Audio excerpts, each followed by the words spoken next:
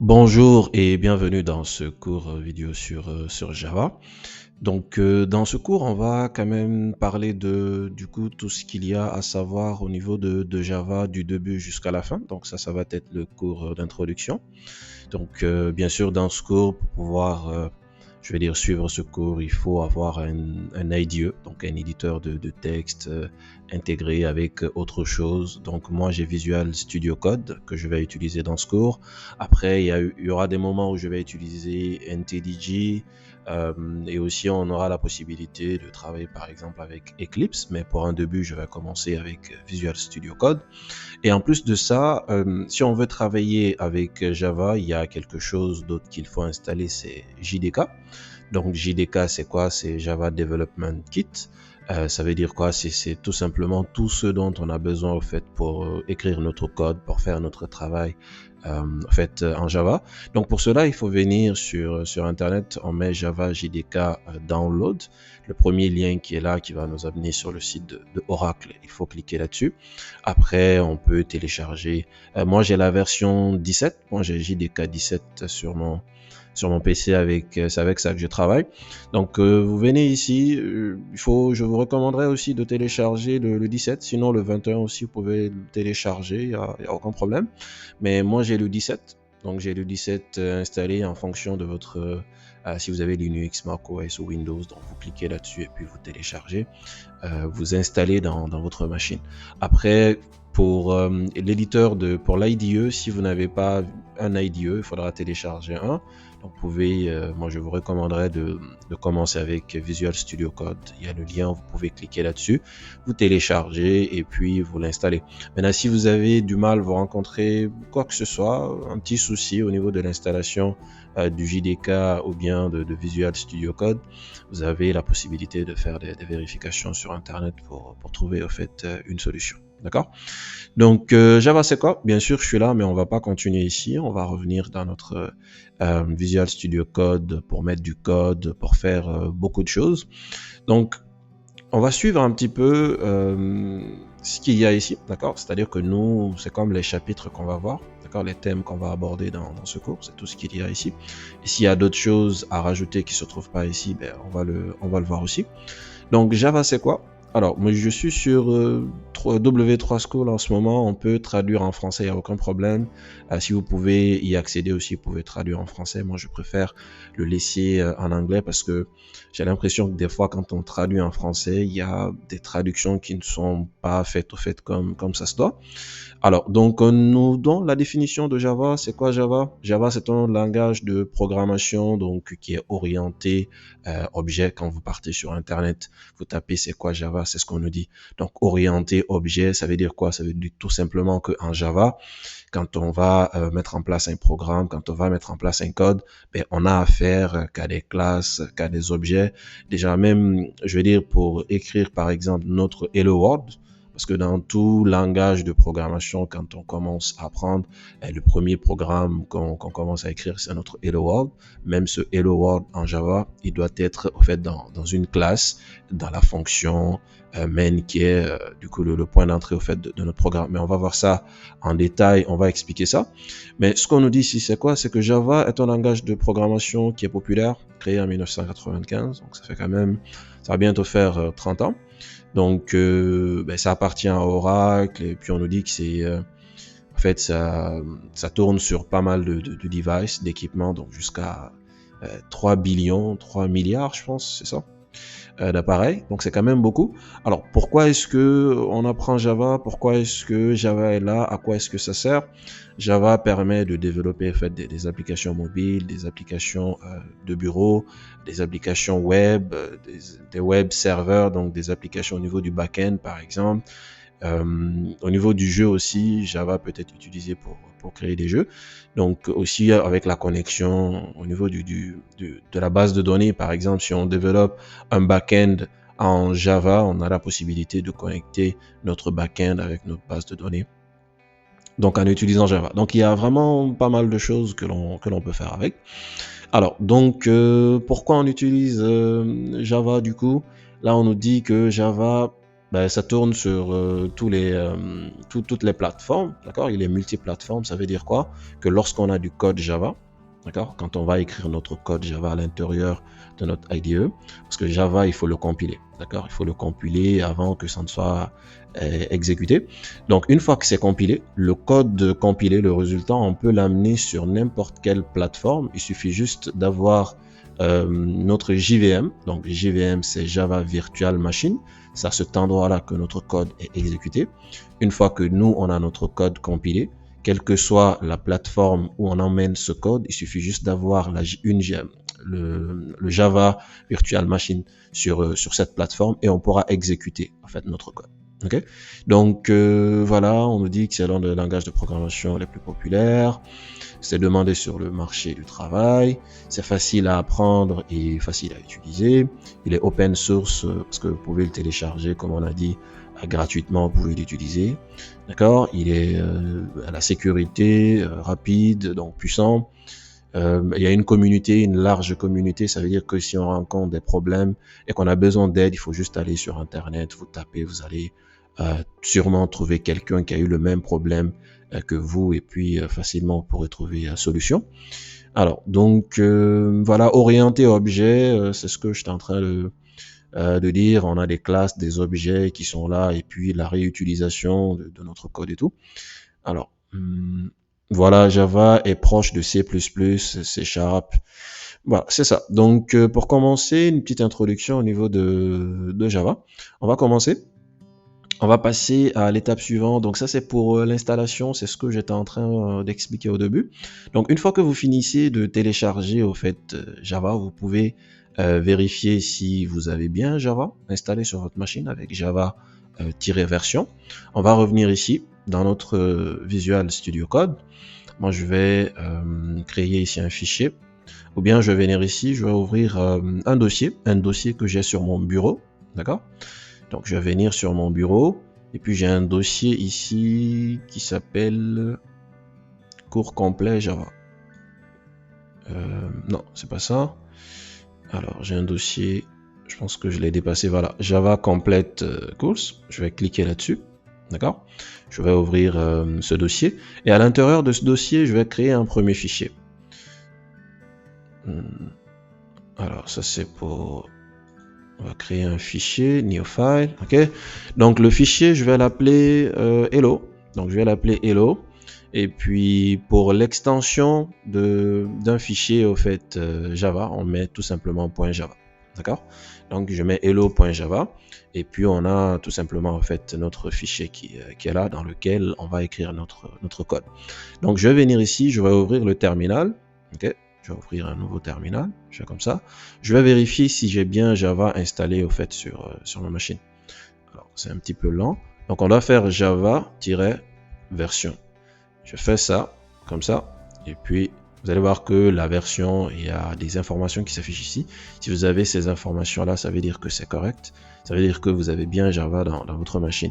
Mais si vous avez un message d'erreur ou quoi que ce soit, n'hésitez pas à aller sur Internet. Si vous avez bien téléchargé le JDK, donc allez sur Internet, faites des recherches et puis voilà, vous allez pouvoir trouver des solutions. Ok. Alors, donc après, en fait, ça c'est pour l'installation et tout, d'accord. C'est pour l'installation. Après, on a notre premier programme que l'on va écrire. Donc, on va venir ici. Alors, on va venir ici. J'ai fait une petite erreur ici, d'accord. Je vais modifier ça. Je vais mettre un H. Il faut mettre H. Le nom de nos classes doivent toujours commencer par une lettre majuscule, d'accord. Ça, c'est la première chose à savoir. Donc, on a toujours une lettre majuscule au début, hello. Et puis, par la suite, notre classe, on doit créer une classe, d'accord. La classe qu'on va créer ici, on va dire que c'est une classe publique. Donc, je vais mettre classe, ok. Pour le moment, si vous n'arrivez pas à comprendre c'est quoi public, c'est quoi classe et autres, vous n'avez pas à vous faire de soucis par rapport à ça. Ce sont des choses que l'on va expliquer par la suite. Mais il faut savoir que du coup, c'est comme ça que ça fonctionne. Donc, on met notre classe et le nom de notre classe, du coup, c'est hello. D'accord? Et le nom de la classe doit toujours correspondre au nom du fichier. Donc, le fichier qu'on a créé, c'est hello.java. Bien sûr, le .java, on l'oublie. Mais le hello, c'est lui qui doit être ici. C'est lui qui doit être le nom de notre classe. Ok? Alors, donc, on fait ça comme ça. on ouvre. Après, à l'intérieur, donc si dans cette classe, on veut que dans cette classe, on ait le point d'entrée de notre programme, il y a la fonction main qu'on doit mettre. Donc la fonction main, alors je veux avoir de l'autocomplétion pour m'aider, mais on va l'écrire, on va dire public, ok, il y a de l'autocomplétion, c'est bon. Donc c'est ce que, on a cette expression là qu'il faut mettre. Donc pour le moment, ne vous inquiétez pas par rapport à tout ce qui est écrit ici, ce n'est pas vraiment important. Le plus important, c'est ce qu'on va écrire à l'intérieur ici, d'accord? Pour le moment, oubliez ça parce que ce sont des choses que l'on va expliquer, on va rentrer en détail par rapport à tout ça par la suite. Donc je viens ici, je vais mettre quelque chose, donc alors puisque c'est le début, on va écrire le tour, system.out.print, ok, et puis je peux afficher quelque chose, je vais dire hello world, ok. Donc on n'oublie pas notre point virgule, il faut toujours mettre notre point virgule ici à la fin. Une fois que c'est bon, donc on a notre fichier ici, d'accord. Parce que, par exemple, si c'était dans un autre langage de programmation comme Python, ça aurait été très facile d'afficher Hello World. Il faut juste mettre print, on met notre Hello World et puis ça va s'afficher.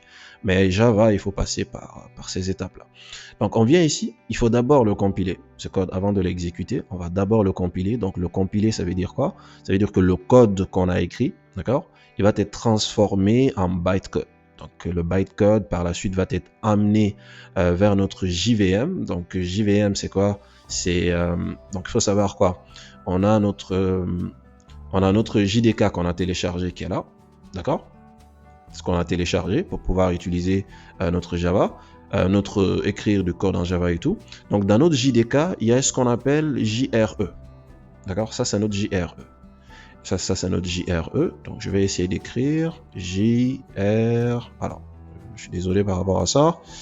JRE, ok. Et à l'intérieur de notre JRE, on a ce qu'on appelle notre JVM, d'accord. On a notre JVM quelque part, et puis on a des librairies, des bibliothèques qui contiennent des fonctions, plein de choses que l'on va avoir besoin. Donc JRE, ça comprend notre JVM et tout ça. Donc c'est dans notre JVM, d'accord, ici à l'intérieur, dans notre JVM, que notre code va être exécuté, d'accord. Donc on va revenir ici. Donc pour compiler ça, il faut d'abord le compiler. Pour compiler, qu'est-ce qu'on fait? On fait javac, puis on met le nom de notre fichier. Donc notre fichier c'est hello, d'accord? Hello.java. Bien sûr, il faut s'assurer d'être dans le dossier où se trouve le fichier pour pouvoir en fait le compiler. Donc en faisant ça, regardez ce qui va se passer. Voilà, vous voyez qu'il y a un autre fichier qui a été généré ici, qui a été créé. Donc ce fichier-là, ce fichier qui a été généré, bien sûr, si vous voulez décompiler, vous pouvez le faire pour le décompiler, mais on le fait pas, on le laisse comme ça. Donc le code qui est là a été compilé et le résultat de la compilation a été mis à l'intérieur ici. Maintenant, si on veut l'exécuter, on met Java, ok, et on met le nom tout simplement sans mettre le point Java. Donc on met Java hello, on fait comme ça exécute et puis ça nous affiche notre hello world. Ok, donc ça c'est notre premier programme, c'est comme ça que ça fonctionne. Donc ce qui nous a permis d'afficher ça, c'est notre system.out.print. Bien sûr, on va expliquer tout ça, c'est quoi system, d'où vient le out, pourquoi print, parce qu'à la place de print, on peut aussi utiliser println. Donc disons que je vais faire ça comme ça. Ok, donc on va dire ça. On va mettre welcome to the Java full course. On va faire comme ça. Si on fait ça et que du coup on va refaire la même chose, donc on va d'abord compiler, ok, la compilation c'est bon, et puis on va exécuter. On exécute, voilà. Donc on a hello world, mais c'est collé à welcome to the Java full course. Alors on peut faire quelque chose, on peut mettre l'espace ici au début, ok, pour mettre de l'espace entre les deux. Donc on va reprendre, il faut compiler, on compile et puis on va exécuter. Donc cette fois-ci on a de l'espace. Ou tout simplement ce que l'on peut faire, c'est qu'on a la possibilité d'utiliser le println qui veut dire new line, ok, pour qu'il y ait une nouvelle ligne. Donc on fait ça, on vient ici, on fait println tout simplement que l'on va utiliser. Donc en utilisant println, du coup dès qu'on aura quelque chose, ça va partir à la ligne automatiquement. Alors je sais pas pourquoi j'ai... Ok. C'est bon, je pense que c'est correct. Alors, on va revenir ici, on va compiler, c'est bon, et on va exécuter. Voilà, donc on a Hello World et puis à la ligne, on a Welcome to the Java Full Course. Donc, je vais quand même retirer ça ici. Alors ça, c'est normalement, ça doit pas être là, ça va être retiré, d'accord? C'est juste mon éditeur de code qui est en train de me faire des choses comme ça. Donc, print ln. Ok, voilà. Donc c'est bon, laisse comme ça. Donc c'est comme ça que ça fonctionne au niveau de l'affichage au fait dans Java. Ok. Alors donc c'est bon. Je crois qu'on peut passer à l'étape suivante, la syntaxe. Alors la syntaxe, la méthode main, system out.println, les détails. Donc c'est ça en fait. C'est juste pour dire que comme on a dit, ça c'est le point d'entrée. Ça c'est une fonction. D'accord. Pourquoi on a mis void et statique public, on va expliquer ça par la suite. On peut déjà commencer par void. Quand on met void à une fonction, à une méthode, ça veut tout simplement dire que cette fonction-là ne nous retourne pas de valeur. Nous, tout ce que nous on est en train de faire ici, c'est d'afficher des choses. Donc il n'y a pas de valeur ici à retourner. Par exemple, on n'a pas à faire un calcul pour retourner le résultat, par exemple, du calcul. Quand on met void, ça veut dire que la fonction ne va pas retourner au fait de valeur. D'accord? Ce qui est là, c'est juste au fait un argument. C'est comme une fonction. Si vous avez déjà travaillé avec un autre langage de programmation, quand on a une fonction, on peut ne pas mettre d'argument. Donc là, on a mis un argument, bien sûr, qu'on va expliquer ces choses-là au fur et à mesure qu'on va avancer. Ok? Donc, comme on a dit, le system.out.print ou .println nous permet d'afficher au fait du texte. Donc, dans notre console ici, notre terminal, on a vu l'affichage de tout ça. Ok? Donc, la fonction main, elle a une seule fois. On peut pas avoir la fonction main ici et puis l'avoir dans un autre fichier si les fichiers sont, je veux dire, sont liés. D'accord? On peut avoir bien sûr des fichiers séparés ici qui n'ont rien à voir les uns avec les autres. On peut avoir des fonctions main autant de fois que l'on veut, mais dans notre programme, si on a un projet sur lequel on travaille, donc avec des fichiers, des packages, des dossiers qui sont liés, on va dire, d'accord, qui doivent être pris en compte dans notre classe principale, c'est une seule fonction qu'on doit avoir main. D'accord, ça c'est le point d'entrée de notre programme. Donc voilà. Alors c'est ça. C'est ça, on peut mettre autant de println que l'on veut. Donc c'est ce qu'on a vu tout de suite. Nous on a mis deux println. Donc il faut mettre fait entre double quotes, entre les guillemets ici. On met les guillemets. Je vais juste agrandir ça un petit peu. Donc on a les guillemets ici comme on a fait ici. Donc hello world se trouve entre les guillemets. Si on met pas les guillemets, et du coup ça va pas marcher. Si je retire ici les guillemets, je viens ici comme ça.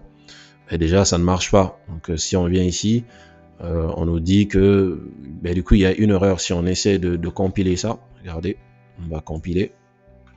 Voilà, ça ne marche pas parce que du coup il faut mettre fait ça entre les guillemets. Donc on vient ici, on va rétablir ça. Okay. Donc à partir de là, on peut tout à fait venir compiler notre code, ça va marcher, et on peut après ça l'exécuter, ça va marcher aussi. Okay. Donc faut pas oublier de mettre les double quotes parce que sinon ça va générer au fait des erreurs. Donc la méthode print, on a parlé de ça, ils ont parlé aussi de println, nous aussi on a parlé de ça. Et puis voilà, on peut utiliser println, on peut utiliser print comme on veut, mais en général c'est println qui est utilisé pour afficher du contenu. Okay. Donc on a la possibilité aussi d'afficher des nombres comme la façon dont on est en train d'afficher au fait les chaînes de caractères. Donc les chaînes de caractères, on a dit qu'ils doivent être entre guillemets. Donc pour les nombres, on n'est pas obligé. Donc je mets par exemple ici 17. D'accord. On peut même créer une variable que l'on peut afficher. Alors, donc je viens ici, je vais mettre par exemple 18. Donc le X2 qui est là, c'est vraiment Visual Studio Code qui le met. Donc faut pas tenir compte de ça. Si vous voyez ici, il nous met X, mais voilà, par exemple, je viens ici, je mets autre chose, il y a toujours X qui est là. C'est comme X est égal au contenu au fait qu'on est en train de mettre ici, mais il ne faut pas tenir compte de ça. Okay. Donc je vais juste faire CTRL Z, on laisse notre 18, donc 17 et 18 sont là. On va venir ici, on va compiler ça. Et puis, on va exécuter donc 17 et 18 qui s'affichent. Okay. Alors, on a la possibilité de commenter aussi donc en Java. Si par exemple, j'ai envie de laisser un commentaire ici, je vais dire on a la possibilité de mettre ça. Donc, pour commenter, il faut mettre d'abord slash, double slash. Donc, on met notre premier programme Java. Ok. Donc, on peut aller à la ligne aussi, laisser un autre commentaire. Ceci est mon deuxième commentaire. Voilà. Après, si on veut commenter sur plusieurs lignes, comme ce qu'on vient de faire, d'accord? Si on a vraiment plusieurs lignes, il faut faire ça comme ça. Mais étoile, comme ça. Slash, étoile, étoile, slash. D'accord? Puis on met les commentaires à l'intérieur comme ça. On peut revenir ici. On met vraiment ce qu'on veut. Donc, voilà, les commentaires sont utilisés, bien sûr, pour laisser des traces de ce que nous sommes en train de faire pour nous ou bien pour d'autres personnes avec lesquelles on travaille.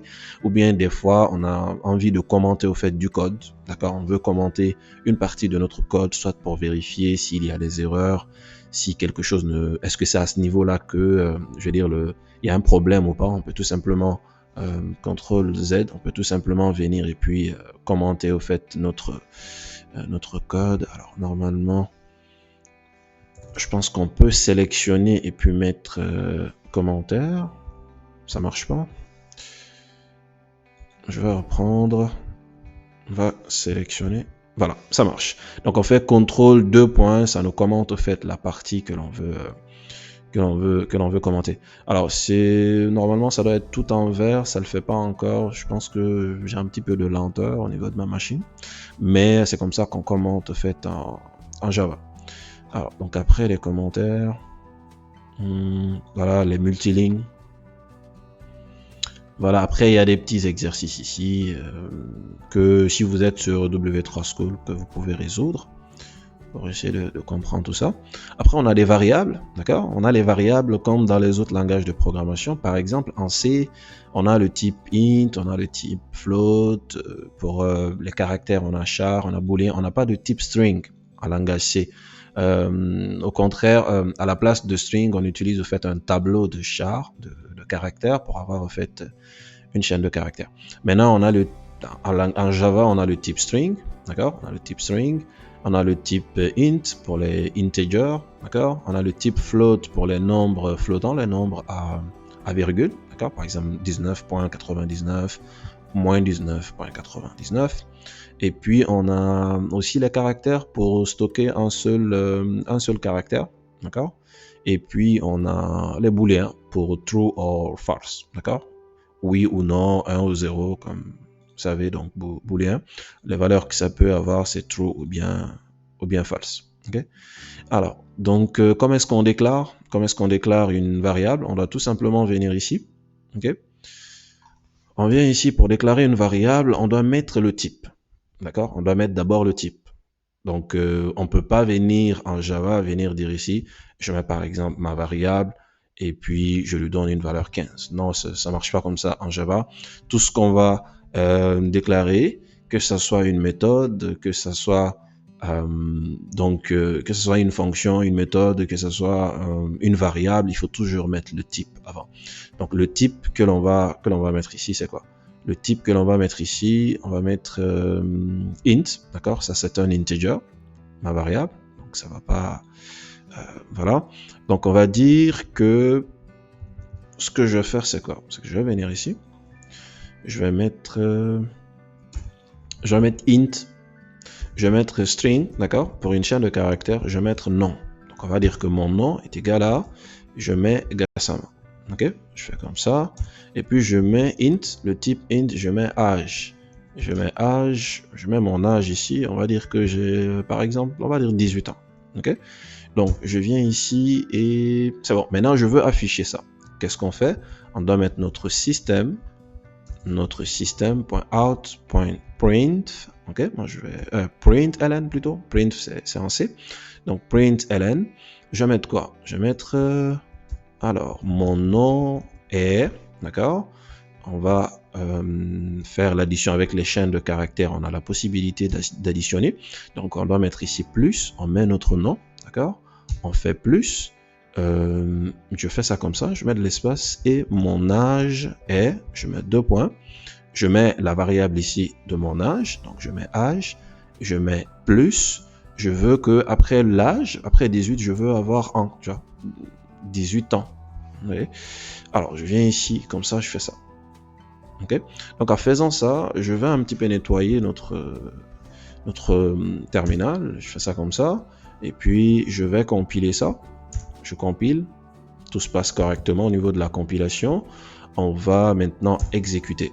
Donc on me dit mon nom est Gassama et mon âge est 18 ans. Voilà.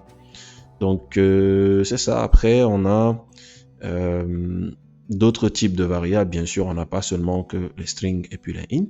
Comme on a dit, on a float. Ok. On a char aussi et puis on a les booléens. Tout compte fait, on va voir tout ça au fur et à mesure donc qu'on va progresser. Donc voilà, on a int ici.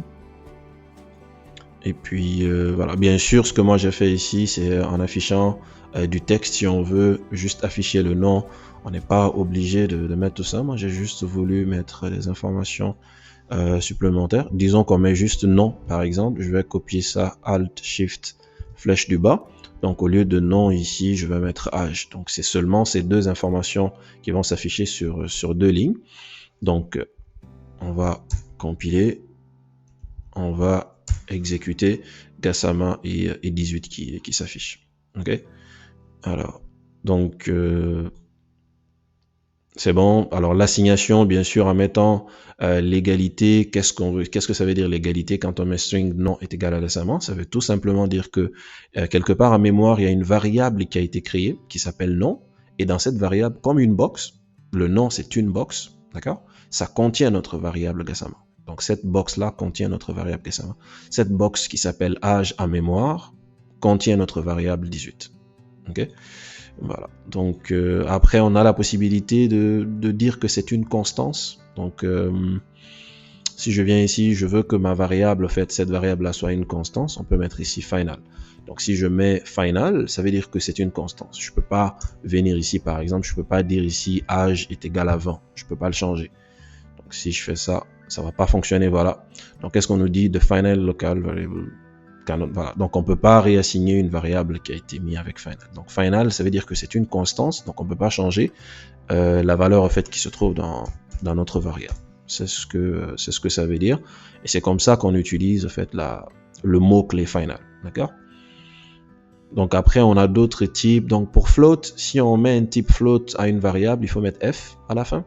D'accord, quand on écrit le chiffre, il faut mettre F. Après, comme on a dit, char, c'est pour les caractères. D'accord, un seul caractère, on met D par exemple. Booléen, on peut avoir la valeur true ou bien false. Donc, string, on a déjà vu ça.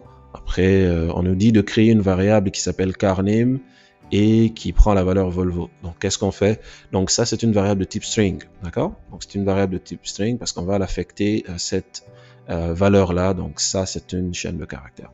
Donc, on met string, on met le nom de notre variable, donc carname, et puis l'affectation. Donc, on va mettre ici Volvo. Donc, il ne faut pas oublier de mettre Volvo comme ça. Donc, on va soumettre notre réponse. Ils vont nous juger. Normalement, c'est bon. Donc, il y a les exercices ici par la suite que vous pouvez, on peut continuer à faire. Donc, voilà, on peut faire les autres exercices qui sont là. Donc, ok. Donc là, présent, là, on nous parle de Java print variables, mais nous, on a déjà vu ça quand on a parlé du nom et puis de l'âge. On a vu comment est-ce que l'on pouvait afficher. Donc, on peut combiner au fait du string avec du coup une variable, d'accord. Même si cette variable-là, ça contient un string, il faut mettre le plus, d'accord. Le plus veut dire qu'on est en train d'additionner. On peut utiliser cette opération-là au niveau des strings. Par exemple, on peut pas utiliser moins, on peut pas utiliser fois avec un string et puis je vais dire une autre variable de type string, par exemple. On n'a pas la possibilité, mais on peut faire l'addition. L'addition, ça veut tout simplement dire, mais du coup, on va avoir un string final qui va contenir hello et puis la valeur de notre variable name, d'accord. Donc ça, on a déjà vu ça. On a vu ça à l'exemple qu'on a donné. Donc on a la possibilité aussi de faire des opérations à l'intérieur. Donc on peut venir ici.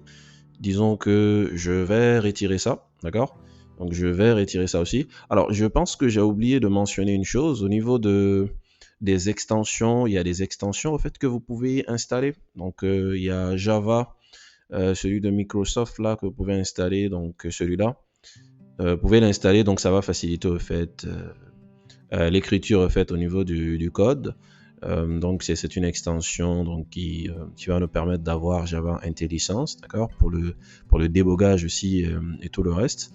Donc vous pouvez télécharger ça, installer et puis l'avoir dans Visual Studio Code, d'accord. Donc voilà, on va revenir ici. Et puis ce que je voulais qu'on fasse, c'est quoi? C'est que je vais retirer aussi le final. Le final, on a dit qu'on le met si on veut qu'une variable en fait soit une constante, qu'on ne puisse pas en fait modifier par la suite. Donc je vais dire l'âge, mon âge, on va dire 18 ans. Et puis je vais déclarer au fait, on va dire une variable, on va dire multiplicateur, ok. Donc je vais dire que cette variable là est égale par exemple à 3, ok. Donc je viens ici. Du coup, pour écrire system.out.println, on a tout simplement la possibilité de mettre SOUT.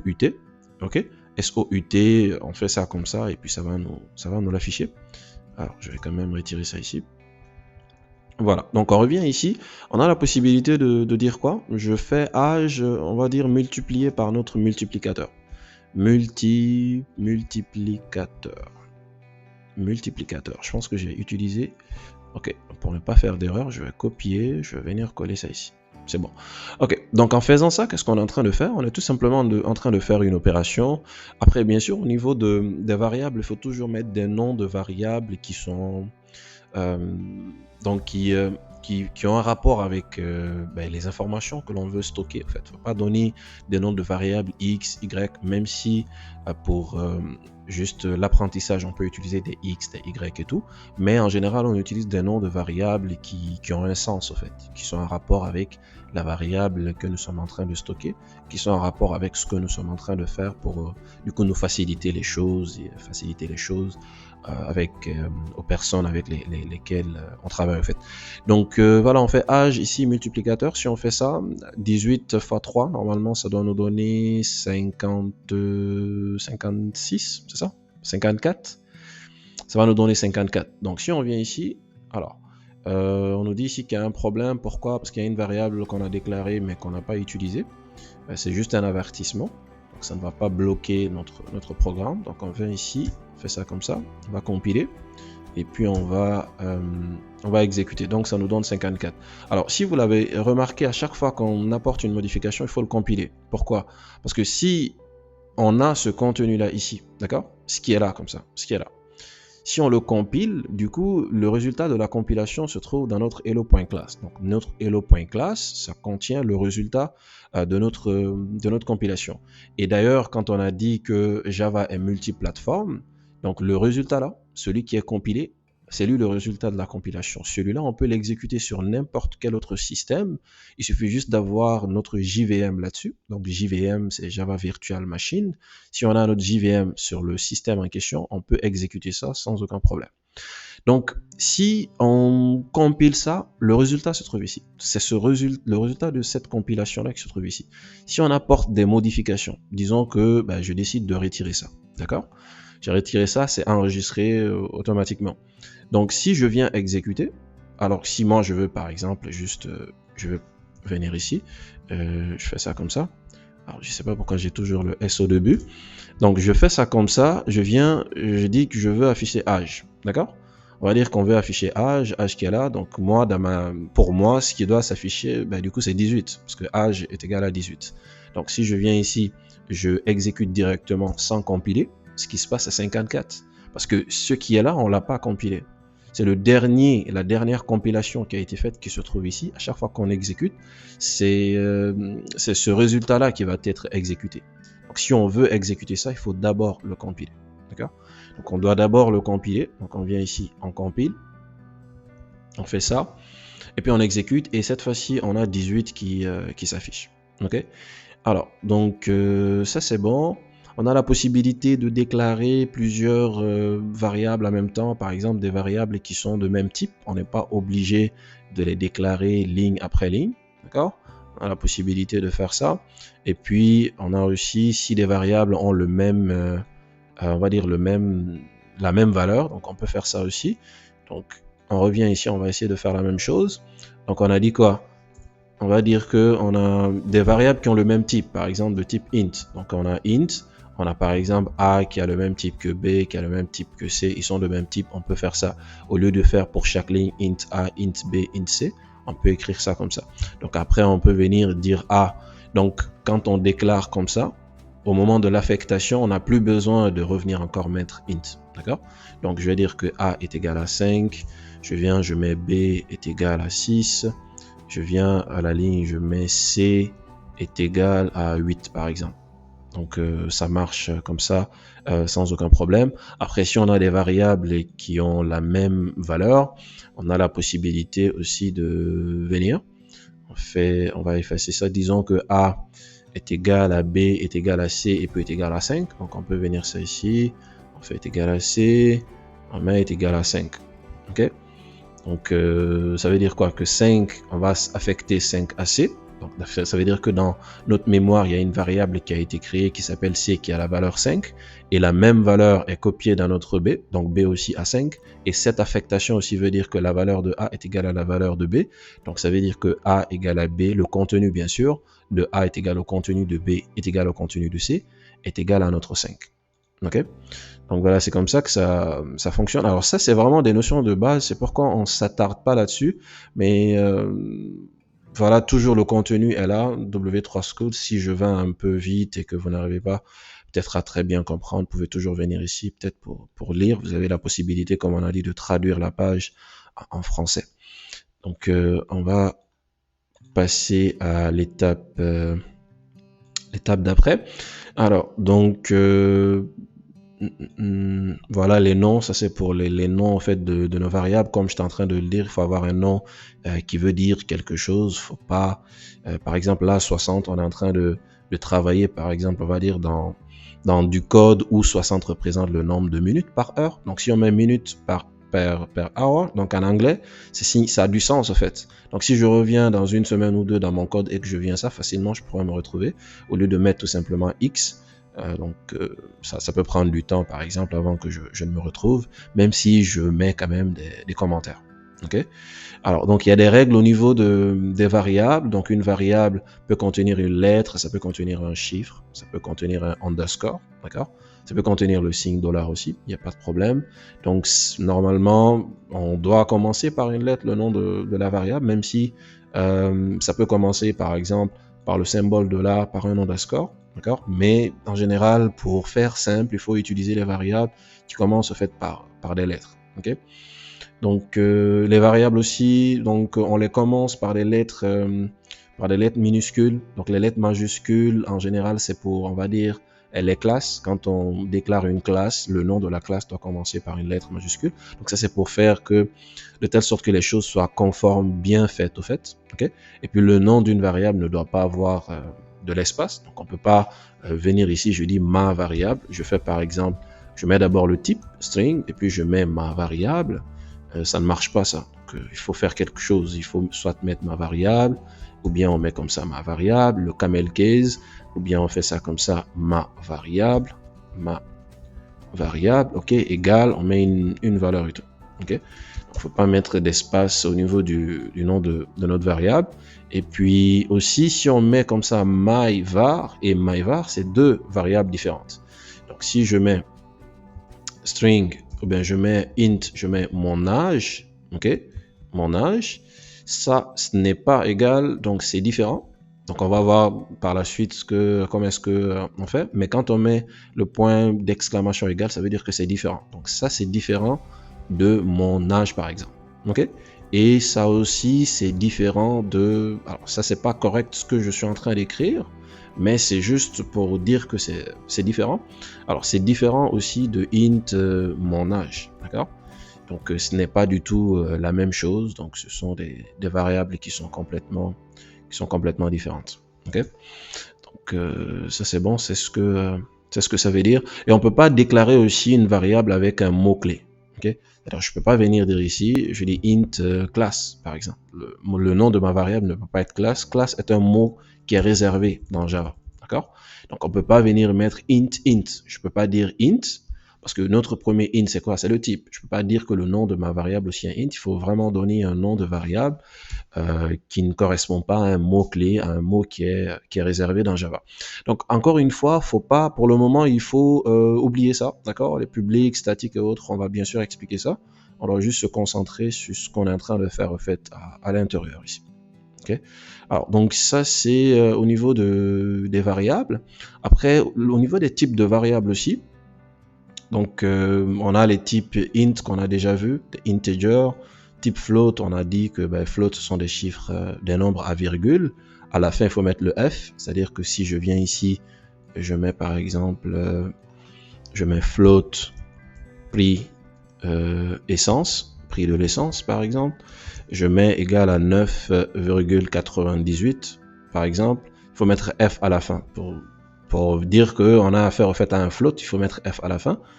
Faut pas écrire juste 9.98, donc on met 9.98f pour dire que c'est un float. Pour un integer par exemple, on n'a pas besoin de le faire.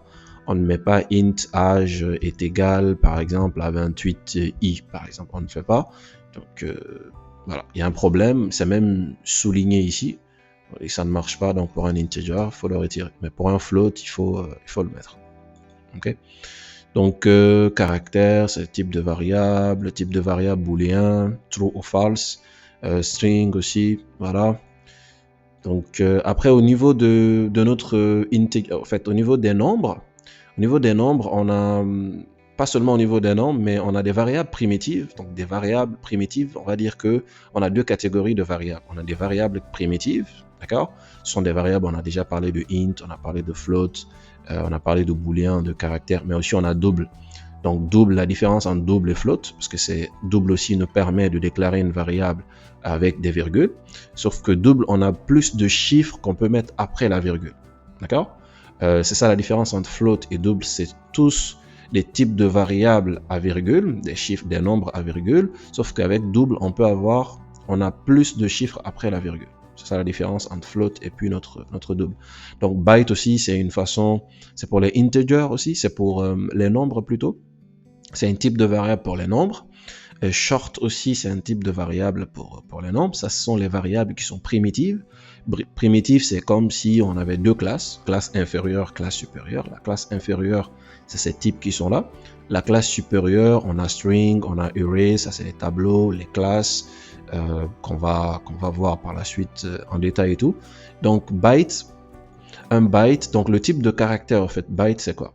La taille en mémoire, ça va occuper un byte, donc un byte égale à 8 bits. Donc 8 bits pour chaque bit, on a 0 ou 1. Donc ça veut dire qu'on a deux possibilités pour un bit. Maintenant pour un byte, ok, donc je vais quand même venir écrire ici, parce que un byte, ok, un byte est égal à quoi? Est égal à 8 bits. Ok, et 8 bits est égal à quoi? Est égal à 2 à la puissance 8. Ok, parce que pour chaque bit, on a deux possibilités. Donc, deux possibilités pour le premier bit, deux possibilités pour le deuxième, jusqu'au huitième. Donc, c'est 2 à la puissance 8 que ça va nous donner. Donc, 2 à la puissance 8, ça nous donne 256. Et puisque on a à faire des nombres, ça peut aller du négatif jusqu'au positif. Donc, ça va aller entre moins 128 et 128. Donc, de moins 128 jusqu'à 128, en comptant 0, on a 256. D'accord? Alors, 2 bytes, ça c'est pour les shorts. La taille que peut occuper un short en mémoire, c'est 2 bytes. Donc, 2 bytes, c'est quoi? C'est 2 fois 8 bits. Donc, ça va nous donner quoi? 16 bits. Donc, 16 bits, ça va être égal à 2 à la puissance 16. Ça va nous donner ça, du coup, la valeur absolue de ça plus 1.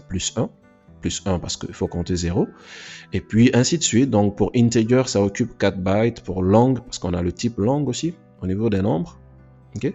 Ça occupe 8 bytes. Float, ça occupe 4 bytes, comme un integer. Le double, ça occupe 8 bytes. Okay. Le booléen, ça occupe un seul byte. Le booléen. Okay. Donc, ça occupe un byte, parce qu'au niveau d'un byte, on a 1 ou 0. Donc, 1 ou 0, c'est comme si on disait vrai ou faux. Donc, on n'a pas besoin d'un autre byte. Un seul byte, c'est suffisant. Donc, bit et byte sont différents. Okay. Bits et bytes sont différents. Un byte égale à 8 bits. Donc ici, on a un bit directement ou on a deux possibilités. Donc après, ici, on a char. Donc au niveau de notre char ici, on a 2 bytes qui égale à qui égale à quoi? Qui égale à 16 bits, donc 2 puissance 16. Donc ça c'est pour nos caractères, donc on peut avoir A, B, C, les caractères spéciaux, ce genre de choses. Donc voilà, après il y a un exercice ici, on nous demande de mettre les types. Alors ça, c'est un integer, ok. On peut mettre ici aussi que ben, c'est un byte aussi, ok. On peut dire que c'est un byte aussi le type, sans problème. Ça peut être un byte, ça peut être un short, ça peut être un integer ici, pas de problème. Et là, on a affaire à un float. Ici, on a affaire à un char. Ici, on a affaire à quoi? À un booléen. Et ici, on a affaire à un string, à une chaîne de caractères. Ok. Donc après, on rentre en détail au niveau des types, on va dire, de variables qu'on a au niveau des nombres. Ok. Donc on a byte, on a short, comme on a dit, on a quand même pas mal expliqué. Donc on a notre integer ici, on a notre short ici, donc qui varie entre ici. Donc le nombre qu'on doit avoir pour short, ça ne doit pas dépasser cet intervalle-là. Donc voilà, c'est comme ça que ça fonctionne. Pour long aussi, vous voyez que c'est très long l'intervalle. Voilà. Si on travaille avec les grands nombres comme ça, on peut utiliser ça. Voilà. Et pour un short, pour un long plutôt, à la fin on met L, comme pour un float. Pour un float, à la fin on met F. Pour un long, on met L. Donc floating, pour un float, comme on a dit, on met F. Double, la différence entre double, comme on a dit, et float, c'est qu'avec double, on peut avoir jusqu'à 15, je crois, chiffres après la virgule. Avec un float, on peut aller jusqu'à 7, 8 chiffres après la virgule, voilà. Donc là, 15 chiffres après la virgule pour un double. Voilà, pour un float, 6 ou 7. Bon, j'ai dit 7 ou 8, mais c'est 6 ou 7. 6 ou 7 chiffres après la virgule. Ok. Voilà, donc, ok, ça... Ok, donc avec E qu'on a ici, je crois que là on parle de exposant, non, on parle de, comment on l'appelle, le E, la puissance, je crois qu'on a, oui, exposant, c'est l'exposant, c'est 35 exposant 3, donc 35 à la puissance 3. Donc puisque c'est un float, on met F à la fin, mais le E veut dire 35 à la puissance 3. Ok. Donc après on a 12 E4, donc le E ça veut dire... le E, c'est... comment on l'appelle le E? Dans le calcul... j'ai oublié le nom. J'ai oublié le nom du E. Ça a un nom que peut-être que je vais me rappeler par la suite. Alors, donc ça c'est juste au fait au niveau des calculs scientifiques. C'est pas des choses que nous on va faire tout de suite. Donc, on va passer à l'étape suivante. Donc ça c'est pour les booléens, comme on a dit. Les booléens, c'est quand on a seulement deux possibilités, true, false. Yes, no, 1, 0, on, off, ouais, ce genre de choses. Voilà, donc c'est ça, on va quand même venir mettre un petit peu de code au niveau des booléens. Donc pour un booléen, on met le type, on met booléen, d'accord. Je vais mettre is false par exemple. Est-ce que c'est faux? Qu'est-ce qu'on va mettre? On va mettre system.out.print, print, parce qu'on a une seule chose qu'on affiche, je vais mettre print, il n'y a pas de problème. Donc on va mettre is false, ok. Donc is false c'est un booléen, donc nous on va avoir quand? On va avoir false qui va s'afficher. Donc on n'oublie pas, on compile d'abord, et puis on va exécuter, donc c'est false qui s'affiche. Donc si je mets ici true, donc on revient ici, on va compiler, et puis on va exécuter. On a true qui s'affiche. Ça, c'est un booléen. En général, le booléen, on l'utilise au niveau des conditions. Donc, si on veut vérifier que quelque chose est vrai ou faux, si c'est vrai, par la suite, on veut faire quelque chose. Si c'est faux, ben, on veut faire autre chose. D'accord? Donc, ce sont des choses qu'on va voir lorsqu'on va parler des conditions, comment ça fonctionne au niveau des conditions et tout. Donc, bah, c'est ça. Donc, on nous dit que ben, on va apprendre plus au niveau sur les booléens quand on va parler des conditions. C'est ce que j'étais en train de dire. Donc on va passer à l'étape suivante où on va parler des caractères. D'accord? Donc on a les caractères A, caractère B. Alors si on met ça, myvar 1.65 par exemple, si on met ça et qu'on n'a pas assez d'informations sur les chars, on va se dire que myvar ici, on doit afficher 65. Mais non, c'est pas 65 parce que on va dire que dans les valeurs ASCII, d'accord, ASCII, 65 ça correspond à A majuscule. Donc on va venir ici, et je vais faire ça. On va faire char, voilà. Donc on va dire, donc on va mettre mon caractère, mon carac, on fait comme ça. Ou bien je mets carac 1, je vais mettre quoi? On met par exemple 65, ok? Je mets char, ou bien on peut le mettre sur la même ligne, comme, voilà, on fait comme ça. On met carac 2 est égal à quoi? Je vais mettre est égal à B. Donc pour un caractère, on met entre single quote, les guillemets simples, et puis je mets carac 3. On va dire que c'est égal, on va mettre 68 par exemple. Ok. Donc on va venir ici, on va mettre south system .out .print ln. Ok. Donc on fait ça. On met ici, j'ai envie d'afficher notre carac 1. Donc carac 1. Ok. On fait comme ça. Je vais dupliquer ça. Voilà. Et ici j'ai envie d'afficher notre carac 2. Ici j'ai envie d'afficher notre carac 3. Alors on va venir ici. On fait ça comme ça. On va compiler. Et on va exécuter. Voilà. Donc on a ABD.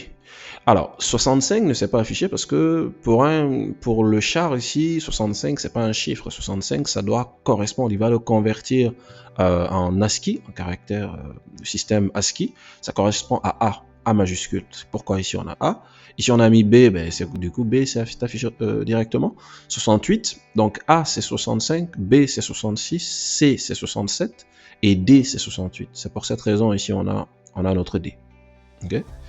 Voilà, donc après ça, on a string, donc on a pas mal parlé de string jusque-là. Donc il faut savoir que ça, c'est pas un type qui est primitif, d'accord? Ça, c'est pas un type qui est primitif, ça c'est un type qui est non primitif, donc qui a un niveau évolué. On va le retrouver ici. Donc on revient ici.